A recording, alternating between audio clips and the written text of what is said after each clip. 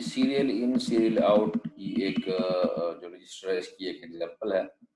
ये show the states of 5 bit register in figure, ये नीचे फिगर दी हुई है for the specified data input and clock waveform.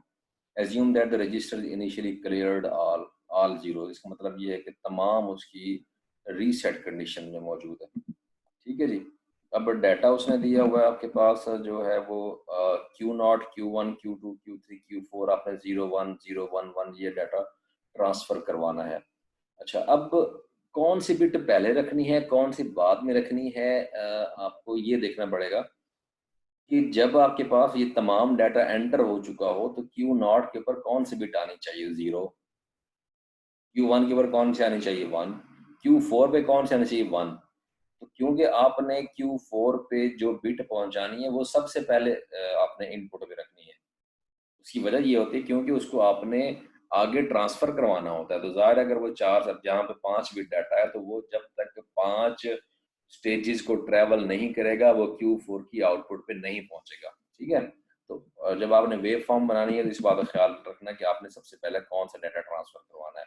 तो ये देखिए यहाँ पे पहले जो डाटा इन होगा पहले क्लॉक साइकिल पे 1 होगा, दूसरे पे 1 होगा, फिर 0 होगा, फिर 1 होगा, फिर 0 होगा। अच्छा, अब यहाँ पे अगर आप देखें ये क्लॉक साइकिल्स जो कि ट्रिगर करेंगे आपके पास ये इनपुट्स हैं। ठीक है।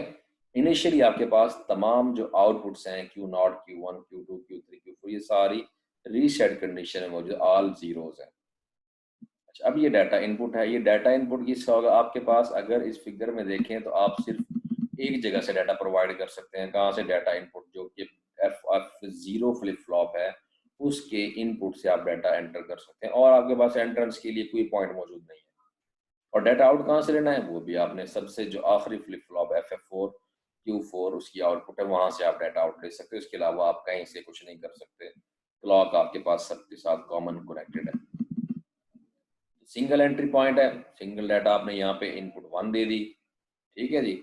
जैसे ही क्लॉक का सिग्नल आया क्यू नॉट आपके पास 1 हो गया। ठीक है। बाकी क्या हो गया, Q1 भी 0, Q2 अभी भी 0, Q3 भी 0, Q4 अभी भी 0 हो गया। सॉरी।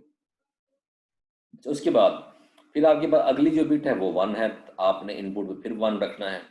जब आप 1 रखेंगे तब क्या होगा, अब क्यू नॉट के लिए इनपुट ये है। इस ट्रिगर के ऊपर अगर मैं इसको देखूं, क्यू नॉट के लिए इनपुट ये, Q1 के लिए इनपुट ये, Q2 के लिए इनपुट ये, Q3 के लिए इनपुट ये, Q4 के लिए इनपुट ये। अच्छा, अब इसको देखते हुए आगे क्या होगा, अब ये देखें इसके लिए इनपुट 1 है तो ये आगे 1 हो गया। इसके लिए इनपुट यहाँ पे 1 थी तो ये भी 1 हो गया। इसके लिए इनपुट 0 थी तो ट्रिगर के बाद ये 0। इसके लिए इनपुट 0 थी तो ट्रिगर के बाद ये 0।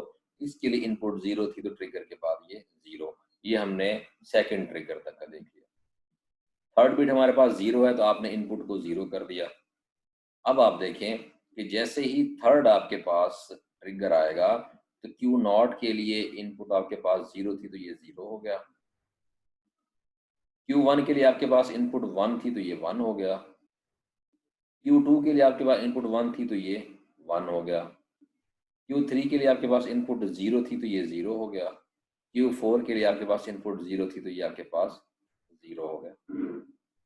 उसके बाद नेक्स्ट आपके पास फोर्थ जो ट्रिगर आएगा उसके लिए आपके पास आपने इनपुट 1 प्रोवाइड करनी है। अब आपके पास जो पहला फ्लिप फ्लॉप है उसके लिए इनपुट 1 है इस ट्रिगर के ऊपर तो ये 1 हो गया। इसके लिए इनपुट 0 थी तो ये 0 हो गया। इसके लिए इनपुट 1 थी तो ये 1 हो गया। इसके लिए इनपुट 1 तो ये 1 हो गया। और इसके लिए इनपुट 0 तो ये चौथा आपके पास 0, ये यहाँ पहुंच गया।